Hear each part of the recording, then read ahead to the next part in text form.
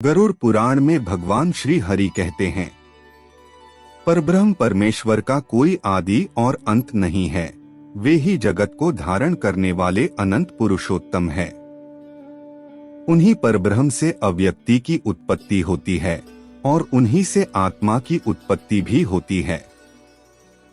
उस अव्यक्त प्रकृति से बुद्धि का, बुद्धि से मन का, मन से आकाश का, आकाश से वायु का, वायु से तेज का, तेज से जल का और जल से पृथ्वी की उत्पत्ति हुई है। इसके पश्चात एक हिरण्यमय अंड उत्पन्न हुआ, जिसमें वे परम पिता स्वयं देह धारण करते हैं और चतुर्मुखी ब्रह्मा के रूप में उत्पन्न होते हैं। रजोगुण के आश्रय से उन्हीं देव ने इस चराचर विश्व की सृष्टि की। सबसे पहले उन परमेश्वर से महत्वा की सृष्टि होती है। इसके पश्चात रूप, रस, गंध, स्पर्श और शब्द की उत्पत्ति हुई। इसके पश्चात पृथ्वी, जल, तेज तथा आकाश रूप में महाभूतों की सृष्टि हुई। इसके पश्चात कर्मेंद्रियों और ज्ञानेंद्रियों की सृष्टि हुई। इसके बाद वृक्षों और पर्वतों की सृष्टि हुई, जिन्हें अत्यंत महत्वपूर्ण माना गया है। इसके पश्चात पशु और पक्षियों की सृष्टि हुई। इसके पश्चात देवताओं की, फिर मनुष्यों की सृष्टि हुई। अब हम जानेंगे ब्रह्मा जी के किन अंगों से किसका प्रादुर्भाव हुआ। देवों से लेकर स्थावर पर्यंत 4 प्रकार की सृष्टि कही गई है। सृष्टि करते समय ब्रह्मा से सबसे पहले मानस पुत्र उत्पन्न हुए। तदंतर देव, असुर, पितृ और मनुष्यों का प्रादुर्भाव हुआ। इसके पश्चात वे अपने मन को सृष्टि के सृजन के विचार में लगाते हैं। सृष्टि कार्य में प्रवृत्त होने पर प्रजापति ब्रह्मा से तमोगुण का प्रादुर्भाव हुआ। अतः सृष्टि की अभिलाषा रखने वाले ब्रह्मा की जंघा से सर्वप्रथम असुर उत्पन्न हुए। तदंतर ब्रह्मा ने उस तमोगुण से युक्त शरीर का परित्याग किया तो उस शरीर से निकली हुई तमोगुण की मात्रा ने स्वयं रात्रि का रूप धारण कर लिया। उस रात्रि रूप सृष्टि को देखकर यक्ष और राक्षस बहुत ही प्रसन्न हुए।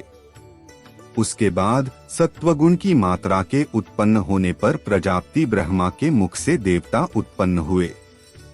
तदंतर जब उन्होंने सत्वगुण समन्वित अपने उस शरीर का परित्याग किया तो उससे दिन और संध्या का प्रादुर्भाव हुआ।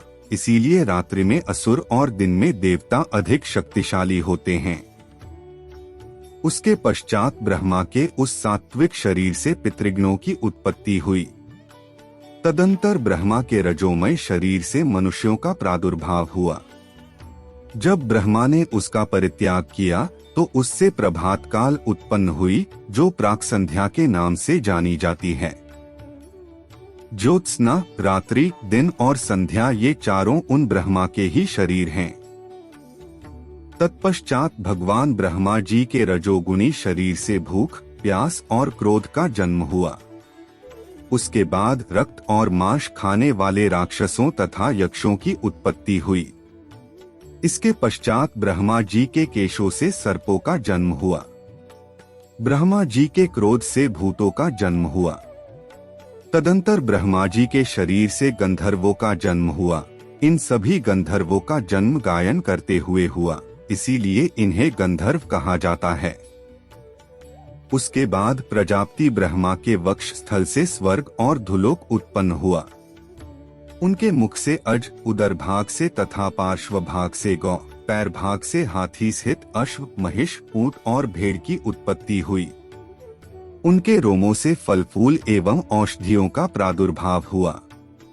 उन ब्रह्मा के पूर्वादि चारों मुखों से ऋक्, यजुष, साम तथा अथर्व इन 4 वेदों का प्रादुर्भाव हुआ।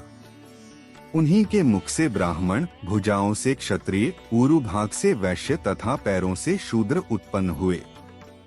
उसके बाद उन्होंने ब्राह्मणों के लिए ब्रह्मलोक, क्षत्रियों के लिए इंद्रलोक, वैश्यों के लिए वायुलोक और शूद्रों के लिए गंधर्वलोक का निर्धारण किया।